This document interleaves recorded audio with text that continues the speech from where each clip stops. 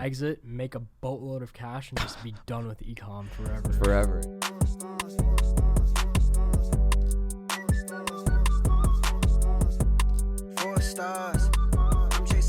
What is going on, you guys? My name is Kyle Sulkar, and I'm here with our number one reoccurring guest, the one, the only, Faiz Warsani. What is going on, Faiz? How are you? I am here, and I'm making my podcast return. Happy to be back on here. Happy to be back on YouTube. There we go. It's been a minute since I posted too, but you know what they say, whenever you're more silent, you're doing more.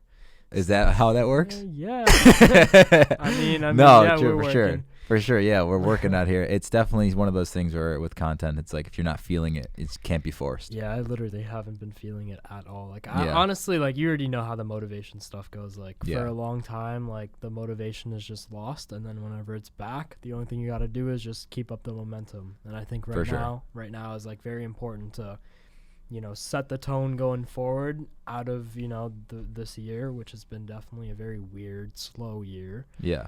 And no, definitely. Good. And I think especially for like industries that we're in, like it's been very weird because things are like on the up, but they're also like a bunch of like logistical issues and errors and possibilities and ad costs and things change all the time. Yeah, and a lot of weird things. Yeah, so I think it's definitely like getting your head in the right place and stuff like that. And today I know we want to talk a lot about, you know, how patience can work for you and kind of against you if you're are or aren't taking action, but it's the most important recurring factor in our lives. That's a really good point. I like that. It is. Yeah, I didn't. Where'd you get that from? Huh? Where'd you get that from? Just wherever? Yeah, I just got that. Okay. I just like making up quotes on the spot. Look at that. See, maybe it's time to post a new YouTube video. Patience for that too. Yeah. But yeah, no, I think like, you know, when you have all these factors, if you try to force anything, it's very easy to get burned. Whether you're investing in the stock market, whether you're building your e-com store, whether you're building anything. We'll touch up on all these things that Kyle was just talking about, because I think each one of these has a pretty good lesson to it. Yeah, for sure. I mean, what do you want to get started with? What do you think is the topic of today that you really want to? Topic for today. I mean, the reason why I talked about the patience sort of factor is because of obviously Sweet Dreams. And like, it's just been like, it's been a very tough mental battle for me. I mean, obviously you're very heavily involved in like the back end and stuff. You and Oliver. So like you guys understand how it's going, and it's going great. It's going great for like something that started from complete scratch.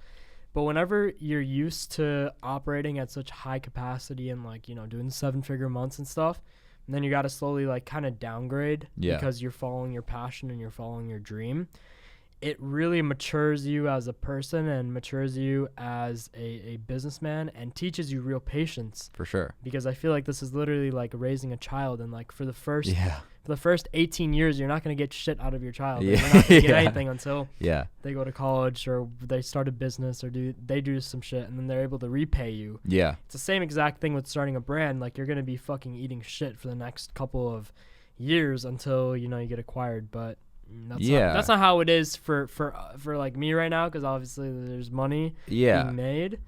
But point being made is you need to be very patient with everything that you do, especially with a brand. Yeah. And I mean, you know how we're doing like the relaunch and stuff. We're doing the free trial drop. We're doing the new website, new content, new everything.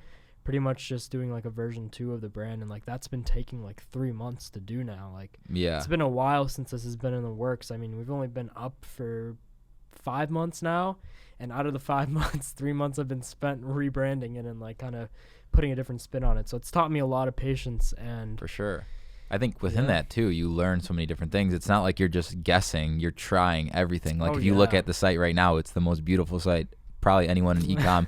Not, you know what I mean? You know what I'm saying? It's ridiculous, and ridiculous doesn't always mean it's going to optimize for conversions or whatever it may be. So sometimes, you know, you have to really just kind of adjust a few things, but overall, it's not like you're just sitting on your hands. It's like there's a lot of things going on. Okay, look, sometimes it does feel like where I'm just sitting there and I'm fucking wasting time. And I think that those are the sort of days where, you know, you just got to realize that this like work is being done, but it's being done for the future. What can you be doing in the present right now to avoid that feeling? And The Weeknd has a lyric, and it's like, I feel useless when I'm never making money. That lyric always sits in my head because I'm just like, I really do be feeling like shit if I'm not making like, X amount of money per day. And like, I've tried doing the stock stuff. Yeah. Tried doing, other minor, like small e-com brands and stuff. And sure, money has been made through that. And like stock, we'll talk about stocks in a little bit too. But, point being made, it's like you gotta hold that patience, and you gotta hold that value that you have for your end goal. Because if for me right now, it just feels like anything that comes in between me and the goal of exiting this company in 2-3 years, and if it doesn't directly aid it, I just feel like it's a waste of time. But then again, whenever I'm sitting here and I have people working for me and shit being done, I'm just sitting here fucking doing nothing. Oh yeah, I couldn't agree with you more. Even though stuff is being done, it still feels like nothing's being done. Horrible. Yeah, exactly, because you're not directly doing anything. Especially as you start out, like everything is done by you by default, and then you learn people are either more skilled or things should just be more optimized. For example, you shouldn't be writing all your customer service emails back. It's just not the best optimization of your time. Exactly. However, when you over optimize, you're like, wait, sometimes you just have to be patient. Sometimes there's just things you have to wait for, and it's like baking a cake. You can't, turn up the heat. You just got to wait, That's a great thing. Yeah, that's definitely stolen from somewhere. I'm not going to take credit for that one. That is really good. I like that a lot. I think like Andy Frisella said that or something. But I think that's what's like really cool about it, and people watching it. And I think I saw somebody had a live stream. I think it was Jordan. He had a live stream, and they were talking about how you were the first one to really show the behind the scenes of a brand. Jordan who? Jordan Welch? Potentially, I think I found it probably through you. Probably Jordan Welch. Yeah, and I think more people are going to probably start doing that. And you were kind of like a lot of people are going to take that sort of route, but you'll find that it's very hard to do it, and then they'll just end up reverting back to what they were good at. Yeah, because most people are look. It's the 1% that end up becoming successful with dropshipping. And then out of that 1%, only 1% can go on to create a beautiful brand. That's like my sort of view. Yeah. So it's like the 1% of the 1% that can actually pursue doing a actual custom made product, real brand. Yeah. That's why you don't see the like direct to consumer brand space being so big. Yeah. It's because it's literally just people with crazy experience, crazy capital. Oh, yeah. The real drive and motivation to do something creative.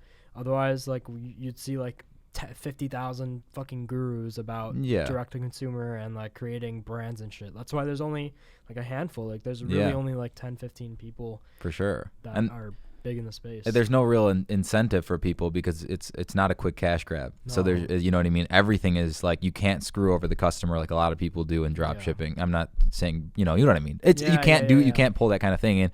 Regardless, obviously, Facebook and different things right now are kind of going against allowing that to happen. But there's page scores and stuff. Yeah, they'll fuck you over immediately. Yeah, and they know everything now. Shopify's integrated with Facebook. It's like all these different things. So obviously, it's in everyone's best interest. But people are going to always try and find their best way to get around that because when you actually have to absorb all these costs, like the reason people get their payment processor shut down is not because the payment processor doesn't like them as a human. It's because they're doing things that are, shady business and fraudulent stuff. But even if you're not doing fraudulent shit, Shopify payments will shut you down. I had a store back in March, ran it up for like 3 months, did like $400,000, and then I come back and I see that the account is disabled. Yeah. When I had 12 chargebacks out of 5,000 orders, I'm like, dude, like what sense does this make? So I mean, I guess. Yeah. I mean, there's two sides. Anything could happen, right? Like my ad accounts get disabled all the time. You can still be good and suffer the consequences that unfortunately the bad people have brought upon the entire space. For sure. And that's the one. It's like the one bad apple kind of ruins it for everybody, or a few bad apples, and stuff like that. But that's the thing. It's so polarly like opposite than building a brand, because there's those times where you have huge upfront costs and huge lack of profitability up front because you have to worry about right? Be patient and trust your vision and trust your intuition. There's a huge amount of patience that goes into it, and I think that's the thing. It's not meant for like the anybody who's a beginner or even close to it, because you'll get burned so quickly. Like I think a mentor for both of us, George. Obviously we talk about it all the time. With his software, Blue Receipt, it's going to like literally change the game. And he works so hard on it and putting his whole But what brain you guys into it. don't know is, this is going to be something back to relating to like creating a brand and like going through trial and error and patience and shit. George had a couple really great, he had a couple good drop shipping brands that he ended up making a killing off of, right? Yeah. And then he goes on to do another software, and this is like a software that I'm not going to name anything, say anything, but pretty much for a good part of a year, he worked on the software.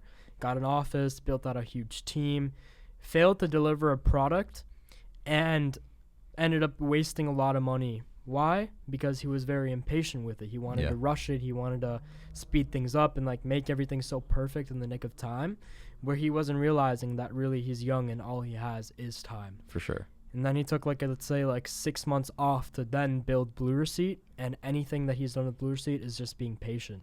I remember seeing the initial designs of Blue Receipt and stuff back last December. We went to a Mexican restaurant downtown. Margarito, probably.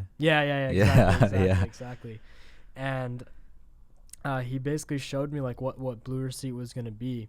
And then I knew the vision was going to be there, and I knew that it was going to be big. And I just told him, I'm like, dude, just don't make the same fucking mistake that you made with the last software. Yeah. And then, he really has just been working patiently and smart too. So yeah, I think that's the thing with being like a trailblazer, like I consider him to be, is you don't know exactly what skills you need to hire in, versus, and he's learned how to be resourceful, because obviously in a self-funded business like that, now he's got a team of 20 people or something. Yeah, no, it's a brilliant team, and it's all reflected in the design and everything. And I think it's just part of the experience, right?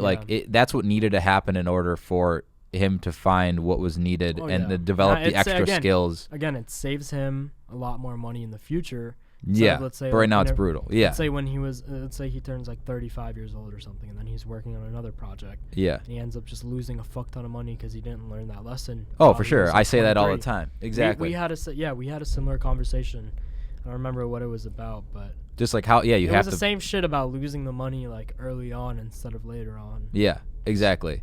And the scale changes all the time, right? Yeah. You can lose 10,000, 100,000, even more than that, and that can teach you what you need to know and put you ahead of the rest, because you really only learn when you get burned, and otherwise, you know what I mean? It's you have to touch a hot stove to remind yourself not to do it again. If you see somebody else touch it, you're like, I don't know if you're telling the truth. Yeah, but so whenever you learn your own lessons, you're pretty much good. And I feel like you and I both have for sure learned a lot of lessons. Yeah, more than we like to admit. More than we'd like to admit. We've taken some big losses this year. Yeah, we literally filmed a whole podcast on taking L's and getting through it. We didn't publish it, but for no particular reason. But I think that time now, it's we're finally breaking out of it, so it's a lot more comfortable. It was just so weird, the momentum, even going into 2020. Okay, I know it's super cliche with 2020 being the worst year for everyone. Everyone had it horrible, but I don't want to victimize myself, but I felt like there was a really horrible energy shift in just going into that year. It was very weird. It started off great, but I was mentally not that good. Business stuff was going downhill, and then I just started doing Sweet Dreams, and obviously that's a time commitment, and that's a financial commitment too. And then all this all the COVID stuff happened, and then I moved back to Chicago and shit, and kind of went from living such a great life to living the life that I used to live, and I didn't like that life. And that entire momentum shift was just fucking horrible. Ever since then, I haven't been able to find my rhythm and keep it going. Because I'm used to making a lot of money. I'm used to doing a lot of things. But then whenever, everything is kind of slowed down, it just kind of sucks. Yeah, and it feels like you're going backwards. No one likes that, right? You feel like you're sometimes dying. You have to do it. I read something, or I heard some podcast. I don't know what it was. But it was, again, relating to building a brand. It's that's exactly how it is. And there's a graph being shown of how it's done. It's the first 6 months, 7 months is just very small. Yeah. And the spikes start to grow, and then it's just exponential growth. So it's you're planting these seeds, yes, that aren't going to grow right now, but they'll grow in a year from now, and then they'll fucking have a money tree in your backyard. Yeah. That's pretty much what I think it's going to be. Even though it's been a fucking slow ass time, I think there's still good for hope. Sure. I've been reading the book The Dip by Seth Godin, and it talks all about that, and sustaining the dip, and what coming out of it, analyzing whether it's worth it or not, but pretty much just aligning with others. And I think that definitely helps when you're going through interesting or difficult times.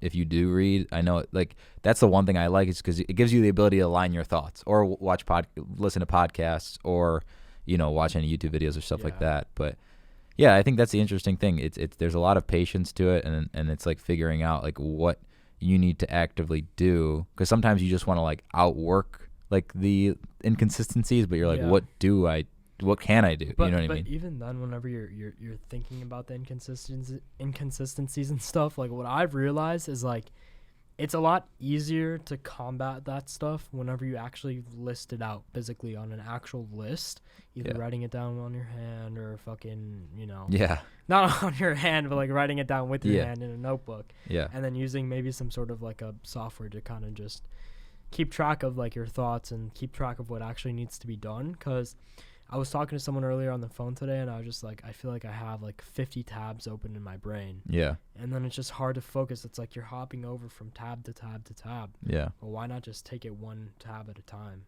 Yeah. Instead of having all this fucking shit open, it's like you work a lot better whenever you know what needs to get done. I think that's probably one of my biggest drawbacks. That's been, I feel like that's like been one very big thing as to why we haven't been progressing so much forward. It's because we just don't know the clear steps to take because we're trying to do multiple things at a time. Yeah, and like accelerate it as fast as possible, just in general. It's not even like through the complete lack of patience. It's just like, well, I need to be doing something at all times that makes this thing move forward. And sometimes even like what they say in like trading, like even like holding cash is a position. Not having a position is a position. Yes. And I think that's interesting, whether it be working on new projects and stuff. It's like, should I actually be taking this on, or should I just stop? Because it's very easy to lose a lot of money on a lot of projects very quickly. Oh yeah, and people don't see that. Well, we've done that. We've done our fair share of that. Yeah, no, for sure. And that's the thing. I think patience in anything, whether it's saving, investing, building a business, it's not just e-commerce. I think everything in life is, even fitness, like it's all relates together. Exactly. The tie between fitness and seeing results with your body is very similar to creating your own business and like running a brand. It's like, again, the first maybe like 3 months you're not going to see much progress. You'll see progress, but not crazy progress that you want. I feel like that's really how I feel with life right now, because one, I'm trying to build up my physique too and build up the brand at the same time, and I feel like both the brand and my body are like at the same like pace, which is very weird, but we're working in tandem. What's sad but good about that is that I feel like I'm the same. It's like it's what it's like the cliche, like proud but never satisfied. Yeah. I don't even know, like, I don't know if I would say the first, like, I get it. Like, you have to be like happy for the things that you have done in the past or built, but it's like you get so numb to anything you've done. It's like, I don't care unless I'm here. Not like I need like X amount. Yeah. He's like, you get your threshold changes, right? Like your tolerance. Like, and I think even like, I know you don't like it. Dan Bilzerian talked about it in like I mean, interview. He had everything handed to him, so I guess his threshold is very, very high. But it's just like the way he described it. He's like, how your happiness threshold changes as you progress. Like once you go do a certain thing, and then it's like, if you drive in a 500 horsepower car, you're like, anything less feels slow. And there's people with 2,000 horsepower cars who are getting sick of that. You know what I mean? So same thing with food and restaurants and stuff. Like everything changes, but right? Speaking of horsepower, though. Yeah. We've got some plans, right? Oh yeah, we're gonna say it here now. I mean, we got some big goals. Yeah, we gotta publicly say it so it's inscribed and fucking on the. Then people can roast us if we don't do it, but but we're pretty convinced. I mean, my goal is to get a Lamborghini Huracan this year, hopefully in March. It's far out, so don't think that's me making any bold claims. 4 or 4 months. Yeah, I'm saying it's a far out goal, but it's these kind of crazy goals we put in our head. It's something I wanted to do for a very long time. It's not even too crazy. Yeah. Feasible. And then Faiz wants to get an Audi R8, V10 plus. V10 plus. Yeah, so it's kind of like the same car. That's been like a dream car since I was in high school. Yeah. And it's super weird because like I was never really into cars that much. Yeah. But I did make myself a promise when I was a freshman in high school. Like I just loved R8s for some reason. Yeah. Like, those were just so beautiful. And I was talking to like a couple of my friends about that shit too, like back in the day, and they're like, yeah, that shit would be so sexy. And then I went to the Model X, and then the Model 3 came out, and I was like, okay, that's more realistic right now. But yeah, R8 has definitely been like something that I've wanted to get for a long time. For sure. And my mind is always fucking changing from like a Range Rover to a Model X to fucking R8, but like really deep down in my heart, I know that I want that. For sure. Yeah, and being like it's very easy to get to. Yeah, for sure for you. And that's the thing, like for me, I'm like a genuine like diehard like car guy. So like, even like that's like a priority over like anything, which is it's probably sounds really stupid to a lot of people, but it's like has nothing to do with like the flex or it's like literally like just something I genuinely I'm like that is like a brilliant car. The Huracan is a fucking great car, but it's made like a very weird name because of fucking the ecom gurus and shit. I'm like that's like exactly opposite of who I am. It sucks, but it's still a head turner whenever you're driving down the street hearing that fucking crazy loud ass V10. Yeah, exactly. And the other thing people don't talk about either is if you buy cars right, you don't lose money. You literally lose less money. Like all the cars I've pretty much bought in the past 6 years have been profitable or at least been able to break even. Exactly. So it's like you gotta put the capital up front, yes, but exactly. It's not like you're gonna lose it. And if you utilize it in a way that benefits, your personal life in terms of enjoyment and happiness, that's already enough of a justification. That's a win because you don't know when you're gonna, you don't know. You could get hit by a bus. I say it all the time. You could literally fucking die tomorrow, and you don't want to die with the regret of like, oh, I have fucking $300K in the bank, and I still didn't get the supercar that I wanted. It's like life's too short to put things off for time, like the future. The future doesn't even exist. So it's like, why not just enjoy the present? But that does not call for making poor financial decisions. Yeah, exactly. That's why it's still a goal, and we want to put ourselves in that position. You have to get priorities done before you can achieve the materialistic things that are not going to really benefit your business, but more for pleasure. And that's like a push that you keep inside of your head. Like the longer you probably delay that goal is the better, as long as it pushes you to do something, because you're like, I want to do, clear this amount or this. It's been like that, bro. I wanted to get the fucking R8 in the summer. I should have done it. I don't know why I didn't. Yeah, the market wasn't as hot as it is now. So you would have been. I would have saved like $5-6K. Yeah, exactly. And there were some really good private seller ones, but fuck it. It gives you more time to make more money. To reach that goal. But March, are we giving like a day? Your birthday, right? My birthday is March 6th. I'd like to do it let's do it by March 6th, or we'll give ourselves the rest of the month. Yeah, we'll get it. March is whenever you'll see the picture of me and Kyle with our. Yeah, we have that. We never posted it. We have an old picture of my M3 and his Tesla, and it's just M3 not as cool enough. Model 3 and M3. Right. But yeah, that's just something. People don't. You don't have to be materialistic or whatever. I know everyone has their own vices and stuff. I just really like cars. It's one of those things. And hookers. Yeah. we like cars. And we like vacations. Yeah, exactly. That's something I want to try doing. A little bit more of too this year. But I think overall, like. You have to set goals and things. It doesn't matter what it doesn't matter what it is. If you want to lose weights, get a cool car, do this, do that. It's like as long as there's no like whatever you're doing. Ill intention. Like it forces you to do something better that's progressive. Maybe you want to be in shape. You want to have a 6-pack or whatever. So you feel more confident. It's like there's nothing wrong with that, and there's nothing wrong with buying a cool watch because you like the way it looks and it's an appreciating asset, and maybe you're like, oh well, it's this piece of jewelry that's kind of like something I like. And I think a lot of people get that wrong, but I think that those kind of things help you put into perspective what's necessary to hit your goals. You're like, if you're like, okay, I want to buy a $180,000 car, it's like, what do I have to do in order to be there? Dude, so I really want one, dude. I'm so bored of my car right now. I'm like, fuck, like I need something fast. Yeah. The need for speed is crazy. No, yeah, and that's what you're like, well, in order to be and feel congruent and feel happy with the purchase, like that's what I always talk about. It's like comfortable with exactly. Anyone can pull you can pull anything off, right? If you really want to. You don't want it to press you though. You don't want it to be a grudge, like fuck, I have to pay this to keep it or some shit. Yeah, and if you're not making money, you don't want to be paying any sort of even if you buy it in cash and say you're like looking at the market and every single penny you have is in the car and you're looking at the stock market go up, however many points, you know what I mean? Like I kind of those kind of things you have to take into consideration obviously, but as long as I think Jared Getz said it, like it's like it makes you feel good and it inherently makes you feel like and puts you on another level. But I might need to buy this car sooner then. Yeah, right. I feel like shit. It's winter in Chicago. That's where we are right now. And it's actually not that bad of a winter now. Not yet. Bro, it's like fucking middle of December. That's true. And it hasn't even. That's true. Bro, like historically, it's been horrible. Like it's been negative temperature. It's been fucking crazy snow. Even at this time of year, I know it's gonna come. But I just like to appreciate the fact that right now there's literally no snow. snow. Yeah, I know. I was prepping for it too. And by the way, that sound downstairs is the garage. Yeah, it's a garage. We do inventory photos down there, so we're working. It's like 4:30 right now, but we wanted to get this podcast and bring you guys back in. Obviously, Faiz is going to be a guest that we always have back on, because I wanted this kind of be like a show, right?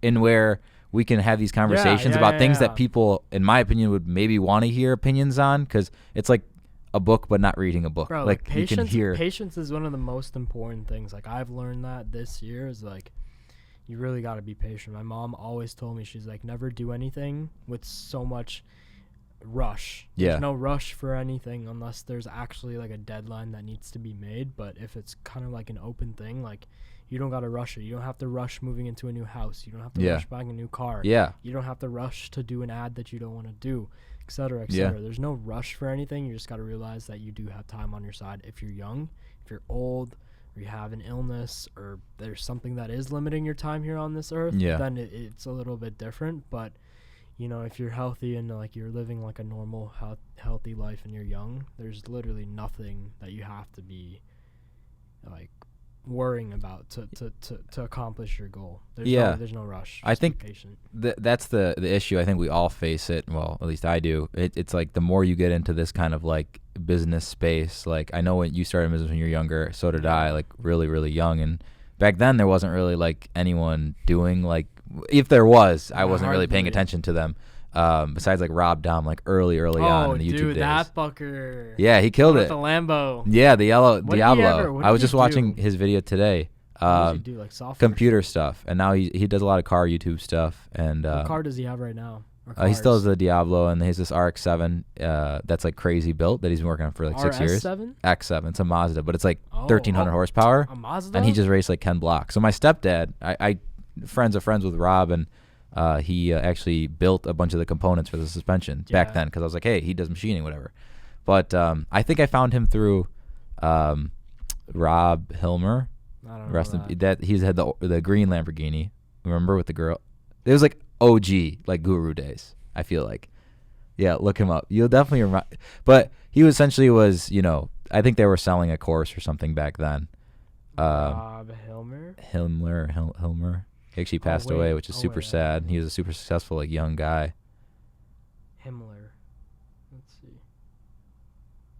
But I probably have seen him. This was like probably, I don't know, 7-8 years ago or something like that. How did he die? Cancer, I think. Damn. So yeah, super sad. I mean, but those videos back then, I mean, this is like pre-Ty Lopez, pre-everything. Like, I remember watching those and just kind of being like inspired, like somebody was doing business. But now that business is such a hot thing, and you see all these different people, this whole hustle, kind of like toxic hustle culture, like constantly perpetuated. It just makes you more like, it makes you feel like you need to rush because everyone's perpetuating. 24 years old. That's how. Is that how old you're turning? Yeah, I'll be 24. That's great. I didn't even realize I was that young. Sad, dude. Wow. Dude, yeah, and it's like that's the other thing too. It's like he really had like a seemingly a very good life, like beautiful girlfriend, like everything like looked like really solid. And I don't know, that's crazy to even think about. But that's how I found the other Rob and the business content, and I just always thought it was cool. But now that it's kind of like, that was like pretty OG, like really down to earth stuff, and now some of the stuff online is just ridiculous. Dude, I hate YouTube now. Like, I don't have one YouTuber that I actually like really enjoy watching anymore. Yeah. But I remember the days when YouTube was like actually like genuine and like for sure actually was good content. And like that's part of the reason why I don't do YouTube too much, is just because like I don't mean to like hate on anyone. Like I really don't care what anyone else is doing, but at like these ecom videos and these just like boring fucking things, just like it's so generic and it's so boring, and I don't want to just sit in front of a camera and talk about basic shit over and over again. Like, even though my CPM is really high, I could make a lot of money off YouTube, but it's just like, why would I want to do it? And shout out to Biohazard for making the best e-com. Oh, he kills it. Fun videos. Like, yeah, George texted me just like a couple hours ago. Like, dude, he kills it. I'm like, yeah, he did an interview with Graham Stephan, and that was like super awesome. But yeah, that type of content is just great. Like, but he does it right. Like, it's entertaining shit. Like, watching him do it. That's his main job. So yeah, like, and he makes good money drop shipping still. Which is, he hustles though. Like, I think that that guy's a fucking stud, bro. Yeah, he's great. Yeah, and he makes great thumbnails, great titles, great video. You know, he's not really clickbaiting you. He's just a great guy too. You know, he's like a genuine person. Yeah, channels like that are really cool. You know, just to see like what people can like, but it's a lot of effort. People just don't see like all this stuff takes a lot of like, you know, anything that's entertaining to watch. You know, he spends probably like a week working on a video. For sure. No, yeah, and that's the other thing with, you know, and YouTube is a huge patience thing too, right? Yeah. Like, you know. Oh yeah, YouTube. Oh, you got to be very patient. Yeah. Well, I got my creator summary of the year. I gained like 10,500 subs. Oh, you've grown that much this year? Yeah, I got 450,000 views. Wow. And made like $5,000 through YouTube. Wow. It was great. I think I made like $1,000. So that's maybe a little bit more. Your CPM is probably what, like 20? $20. So CPM's cost per mile, so it's every 1,000 views what you get paid, and then YouTube takes a cut, so you're like RPM is like what it's based off of. Yeah, but exactly. Mine's like 12 for like car content and stuff, and what business content, and Faiz's is like a really good like fine. It's is it niche? I also have some pretty big sponsorships that I'm working on right now too. I've just been kind of lacking on that. Yeah. Just because like obviously YouTube is not my priority right now. Yeah. It's been the brand and like kind of doing the relaunch of it, I guess. Yeah. No, for sure. I mean, I'm excited to see with like the brand, like, and all the things that you're doing and testing, you know, you kind of figure out like workarounds to certain things, because, you know, it is a CBD product. So it's like, there are things that you just can't, but that's like I said earlier, like being a trailblazer, like building a brand around it. Like, you know, a lot of people, there's a lot of things you have to figure out workarounds that don't really exist or don't seem like they exist, and then you find out, and then they work, and it's just like, you gotta think, it's like you're not selling a winning product, you're creating a winning product. Yeah, literally. There's a big difference between selling and creating, because creating, you gotta do all the fucking dirty work, and then you gotta scale up. Selling, you just gotta fucking sell it and be a good marketer. That's it. Yeah, it's like Starbucks coffee or something, you know, like everyone knows. I'm gonna get some Starbucks after the hot chocolate with chestnut praline. That sounds like something that you would get. Yeah. I pull up to the drive-thru. Yeah, can I get a hot chocolate with and 3 pumps of chestnut praline? I'm like, what a little bitch. That's awesome. Yeah, I mean, that's actually a really good point. Like, you think about it, like, consumable products are really hard to get people to love and sell. Consumables are like, I promise you, the only reason why I'm doing consumable is just because it can fucking exit for so much money. Oh, yeah. I just want to exit, make a boatload of cash, and just be done with e-com forever. Forever, yeah. You would like live in Hawaii. And like, I would dead ass live in Hawaii, get a boat, get a nice beach house, and I'd be done with my life. That sounds very good. I want to retire by the time I'm your age. Yeah, I know. Faiz just keeps me in check. I've always had older friends. He's like, and I'm like, damn it. Like, I need to retire by Kyle's age. That's good. I need to retire by my age too. Yeah. But I'll give it till like 28. 28 is good. We'll see.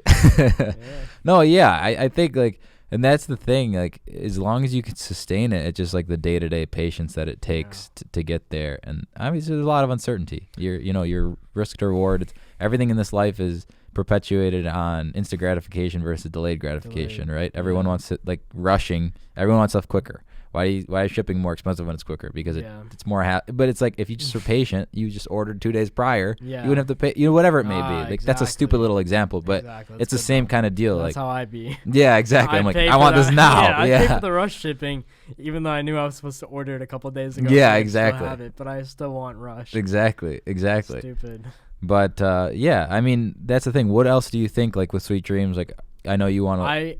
I think the biggest thing that's gonna kind of shift the momentum is the free trial. Yeah. Because I feel like a lot of people just don't understand the product and don't want to pay, like $60 to get something that they don't know it's gonna work or not. So that's why I'm offering the 3-night free trial now. And 3 nights, because that's just like enough time to gauge whether or not the product works for you or not. And then it's gonna implement subscriptions so that I can increase my monthly recurring revenue, and obviously monthly recurring revenue is what people love to see whenever you're exiting the company. And if I can start building it very early on, let's say like 6 months after launch, and just gain like a huge fucking monthly recurring revenue like number, I think it'll be great. And it'll also be great to get the brand out there, because you're virtually paying nothing. You're just paying for the shipping of it, which covers the cost obviously of the product and also the shipping. I mean, you guys aren't stupid, you guys understand that. Nothing good comes free. Obviously you're gonna have to pay for some shit. But anyways, I think that's gonna really shift the momentum, and basically all the offers that we're gonna run on Facebook, on Pinterest, on Snapchat, on YouTube ads that we're gonna do are all free trial push. That's it. Because it really, like, your conversion rate will be through the roof. You'll have more people coming in and trying out your product. That way you get more feedback on it as well, on what to improve and what to do with it.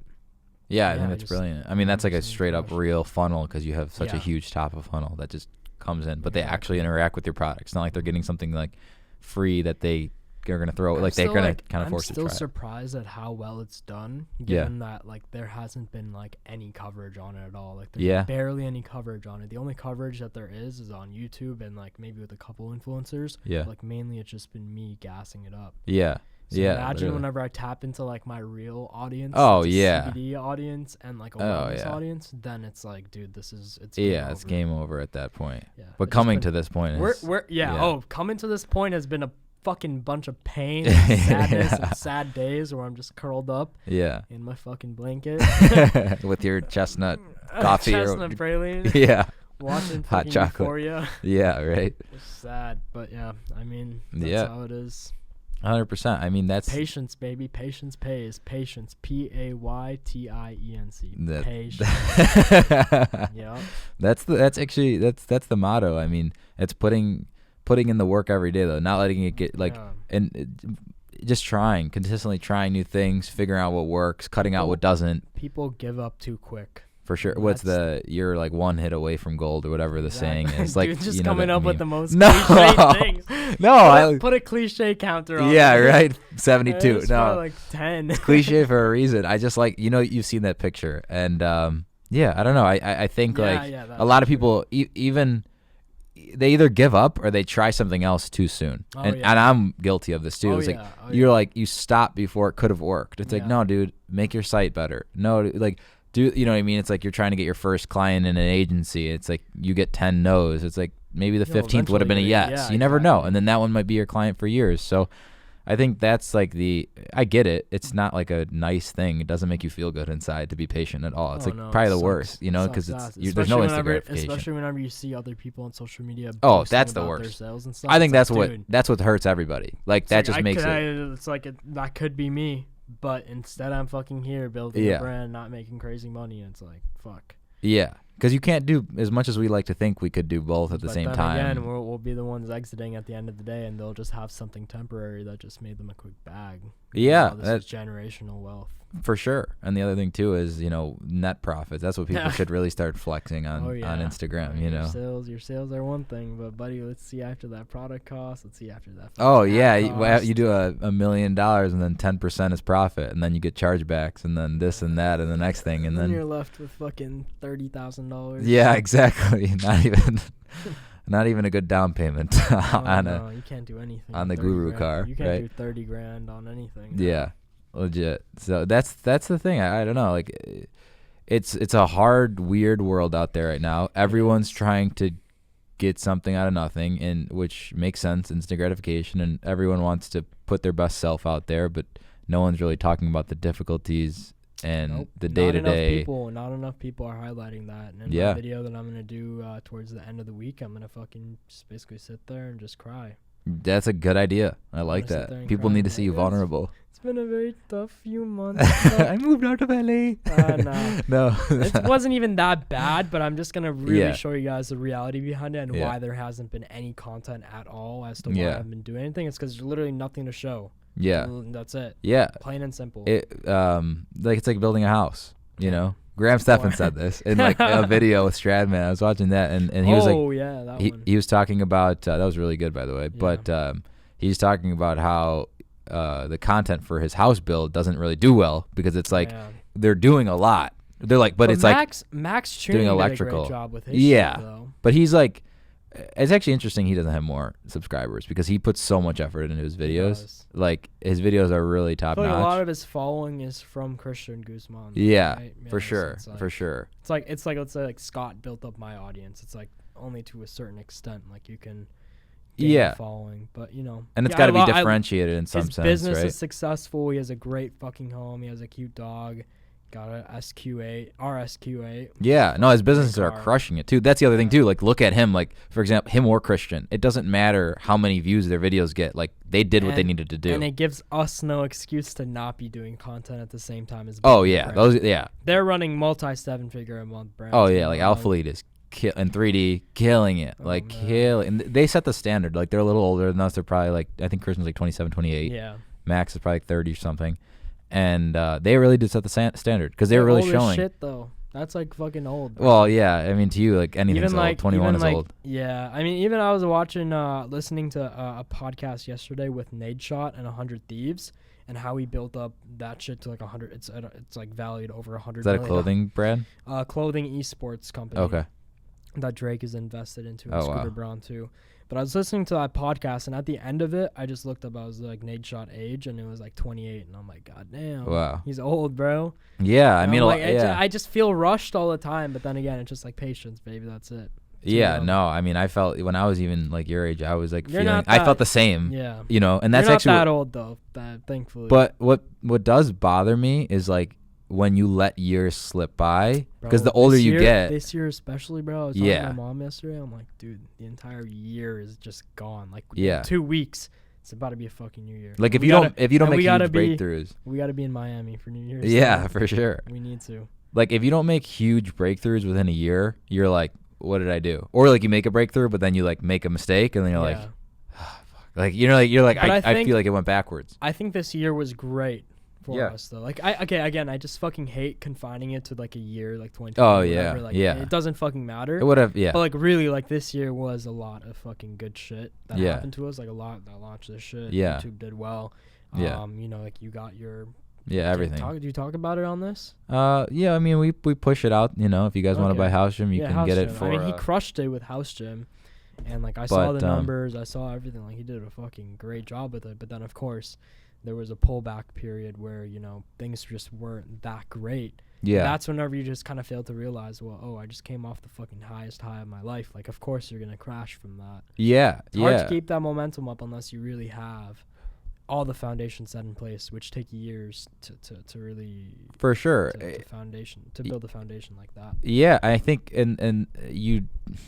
I always told people, like, if you don't know what it takes to make, I know it's starting to get really cold. Fuck. If you don't know what it takes to make 1,000, we will. We'll wrap it up. But like, if you don't know what it takes to make 1,000, you don't know what it takes to make 10. You think like when you get to these levels or points that you're gonna know what to do. Yeah. And the odds are that you won't know what to do. And there will be mistakes that are made by default, and those mistakes will teach you what to do the next time that you 10x the thing that you did previously. Yeah, exactly. So it doesn't mean that you should give up. It just means that, like, not everything is going to work out the way that you plan, and unfortunately that's just how it is. But it teaches you a lot of different things, and people will make their assumptions or whatever, what have you, of whatever, you know, people can, with whatever it is, whatever brand, they could think, oh man, this is so easy, or oh man, he did it because of, you know. But nothing good comes easy. Oh, of course. Yeah. No, it's the most, it's brutal in every single way, shape, and form. So I think, like, if you ever want to, like, copy someone, like, you should probably talk to him and be like, what do I need to, if they can talk to you, but it's like, what do I need to know? Like, what is not showing here? Cause it's like this, you don't look like you're having a great time, you know? Or if you are, it's like, you must really be passionate about doing that. Otherwise you'll get screwed. It just won't work, like, simply. Yeah. But I mean, pretty much very well said. Yeah. It's hard to replicate fucking beauty, but, you know, take your jab at it. Yeah. 100%. Copy us. Yeah. Let's see how it goes. But where can you order Sweet Dreams if you want to? mysweetdreams.co or .com. Okay. Either one is fine. The free trial, I mean, I think it'll be out, right, by the time this podcast is up. By Friday. Yeah, we'll be good. Okay, cool. Free trial will be up. New website's up. New content is there. Free trial is going to be there. I think the vape pre-order is going to be there. Oh, I can't talk about that yet. That's a little slip up right there. But then also got the gummies coming soon too. Sweet. Q2. So yeah, sweet dreams, baby. It gets you fucking knocked the fuck out. Hell yeah. Knocking everybody out. Definitely. 1-2 Mayweather. Yeah, take a look into it. You know, you can see Faiz's branding and the package and everything. You're gonna be impressed for sure. It's a beautiful product and it's delicious and it'll knock you out. Don't abandon your cart. Because we got a crazy retargeting funnel now. Yeah, don't abandon your cart. We'll literally force feed you fucking sweet dreams. So yeah, you could start out, get your workout in, use code 4stars, 15% off your house gym purchase, and then after when you wind down and want to go to sleep, perfect. You can watch the last podcast on Sleep Fast with Steve Bechtold, and he talked about the importance of melatonin and sleep supplements. And you can go into some nice deep sleep, get some sweet dreams with your Lullaby Berry Sweet Dreams. Available in both 500 milligrams and 1,000 milligrams. No more 1,000. Oh, no more 1,000. Only 500. Exclusively 500 milligrams. Yeah. 1,000. The 1,000 was killing people. Yeah, literally. We can't do it anymore. Yeah, we had to hide some bodies. Yeah. It was worth it though. It was just product testing. But all right, guys, cool. Well, thank you very much for coming on the show, Faiz. I really appreciate it. Hopefully, we're gonna have a good 2021. Yes, sir. And accomplish some goals. But with that being said, do you have anything else? Your Instagram is at FAIZ. Yes. You can follow me on YouTube at Faiz Warsani. WAR. Even though I won't be posting. He won't be posting at all. Yeah, probably not. Yeah, you guys can follow me on Instagram at Sulkar_media or Kyle Sulkar for my personal Instagram and at 4 Stars Podcast for the podcast. So that being said, guys, drop a comment down below if there's anything you want to see next. Faiz is going to be making millions more episodes here, so I'll be posting a lot more consistently. I know we've let you guys hang in for a little bit there, but with that being said, guys, thank you so very much for watching. As always, this is 4 Stars Podcast, and keep chasing the fifth. Peace. Ooh, I like that.